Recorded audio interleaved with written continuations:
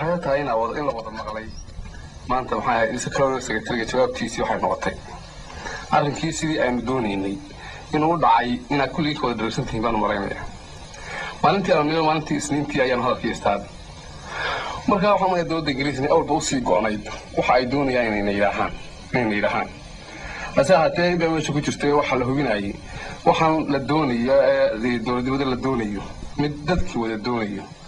dad u qalmaana gacantooda ay galayso inay tahay in kala hubsanay labadii casho horaan saragnayba qaadniin arrinku la baarayo dadka meesha jooga iyo dadku sida wax doonayaan iyo saa loo eegay arrinku inaga wada dhab yahay iyo inuu maxay jibo arrinku inaga yahay la baarayo bixi dadana markii taas cadaatay maalintii arbacadii galinkii dambe shalay ayuu noo yimi colonial secretary magaalada dadana khudbadan kala sheegay ayuu akhriyay hadalkii waxa weeye guntiisii bisha kowdeeda July kowdeeda inaynu dawlad ahaano si aynu walaalada Soomaaliya isu raaci karno ayuu guntiisii noqday marka maanta wada dheer oo aynu soo maray aynu maanta maxay hayday joognaa madaxeedii asaatay midkii ka dheer kana adag ayaa imika aynu gelaynaa dawladnimo loo qayliyaa dawladweynan doonayna la yiraahdaa waa suura gashaa maanta beenaba soo qaylinay hal dawladnimadiina asaatay ka adag wuxuu yaariga ka sii adag maanta aynu isaga madaxa la galay hal dawladnimadii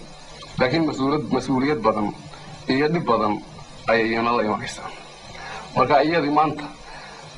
dagaalka kii horeeyay ayaan maanta helayno weyn garayn kuna jaxnay kamaanta inuu hareena kii ka weynaabo waxa nabiga laga sheegay sallallahu alayhi wasallam iyadoo laga soo baxay dagaal weyn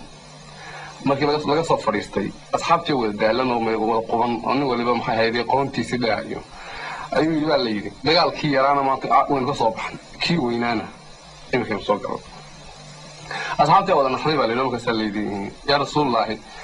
دجال كنا ما تقلي مكوين ما عم فيليني ككوين ما حي دجال كنا نسوق لنا بدنا عذر دجال لما ينبو هاوي كنا ما تقلي لنا إمك قلينا كنا حرينا وحوي كنا نفتين دجال لما ينبو وحرم يوحي السن نفتين كعلنا ينبو وحرم وحسن أقدرين مركز إنجي ما أنت أجنبي يعني ده صار يا ما نودك إنك كحين لما يندكاس وين قلت جولاي maalinta July baynu Soomaaliya Soomaaliya israacayna inaguna tanteeni iyo dalkeeniga iyo diinteeni baynu talneena walaalahay ku ay ku hadhay ba hawlaha haysaay talada maanta tala weyn weey inaynu isu talin karo wax badan baan ajnabi noo talin maayo dantayadana qabsan noo talneena leeyahay baxajnabi inaga amaanta limo kala tag inaynu isu talin karayn doono iyo in kalena caalamku waa inay eegay ilaahay waxa inagu la qabtay